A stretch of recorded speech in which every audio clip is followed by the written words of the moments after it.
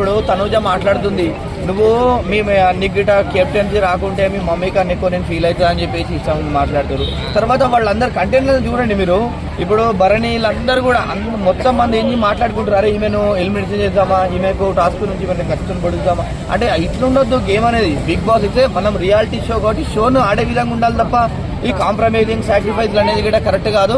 ఏదేమైనప్పటికీ కూడా ఈ బిగ్ బాస్ షోలో నాకైతే అంత ఇప్పటి వరకు చాలా బాగుంది. కానీ నాకు నిన్నటి నుంచి చూస్తుంటే అరే ఏంది అసలు అంటే కప్పు కోసం ఒకరినొకరిని నెట్టుకోవడం, ముందరికి నెట్టుకోవడం అనే ఉన్నది తప్ప అసలు వాళ్ళైతే రియల్ గా చేస్తుండే. వీళ్ళందరికన్నా ఇప్పుడు నాకు నిన్నటి నుంచి ఏమనిపించింది అంటే సుమన్ శెట్టి ఒక బెటర్ అనిపించింది. ఎందుకంటే ఆయన వీళ్ళందరికన్నా ఒక బెటర్ గా అరే ఒకళ్ళ మీద ఒకటి చాడీలు చెప్పడం ఇది అనేది కనిపించలేదు. కాబట్టి మరీ ఘోరం అండి అసలు. ఏంది ఇక తనే మొత్తం ఏడిస్తే చూడడము హగ్గులు అసలు అనేది కరెక్ట్ కాదు. ఎందుకంటే ఆయన ఇప్పుడు ఒక బిగ్ బాస్ ఇచ్చినటువంటి టాస్క్లో గెలవలేదంటే తగ్గిపోయినట్టే.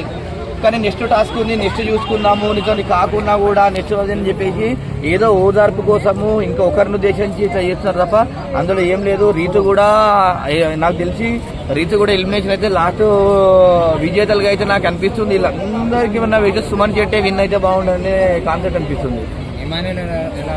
ఇమానియల్ కూడా అంటే నిన్నటి వరకు మొత్తం మీకు నేను అనుకున్న కప్ అయితే ఇమానియల్కి వస్తుంది, అరే మంచిగా ఆడుతున్నాను అనుకున్నా. కానీ ఈ కాంప్రమైజింగ్ గేమ్లు అంటే నాకు అస్సలు నచ్చదండి. అంటే ఎవరు వాళ్ళు కాంప్రమైజింగ్ కావాలి, ఇంకొకరు తక్కువ వేసి అసలు చెప్పాలంటే వీళ్ళందరికన్నా బెటర్ దివ్య అండి. మనం దివ్య అయితే ఎలిమినేషన్ అనుకున్నాము. అంటే సుమన్ అమ్మాయిలు అని చెప్తున్నా, వీళ్ళందరూ అంటే అమ్మాయిలకి పడట్లేదు కదా.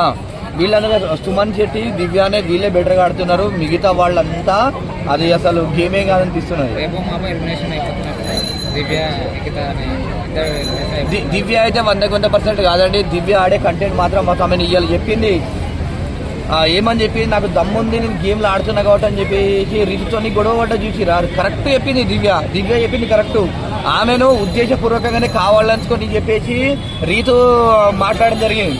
కానీ ఆమె ఏంది కరెక్ట్ జెన్యున్ చెప్పింది, నాకు దమ్ము ఉంది, ధైర్యం ఉంది, నేను గెలిచే సత్తా ఉంది కాబట్టి అని చెప్పేసి ఆమె కరెక్ట్ చెప్పింది. ఏదేమైనప్పటికీ కూడా రీతు కూడా అంత పెద్దగా లేదు. దివ్య బెటర్, సుమన్ శెట్టి బెటర్. ఇప్పుడు ఈ నిన్నటి నుంచి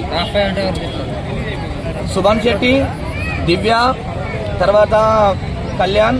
అంటే కళ్యాణ్ క్యాప్టెన్ అయిన కాబట్టి 100% లాస్ట్ వరకు ఉంటాడు. ఎందుకంటే లాస్ట్ క్యాప్టెన్ అయిన కాబట్టి లాస్ట్ వరకు కూడా ఆయన ఉంటాడు. తర్వాత వచ్చేసి భరణి కూడా పర్లేదు, తర్వాత తనుజ, వీళ్ళే ఉంటారు.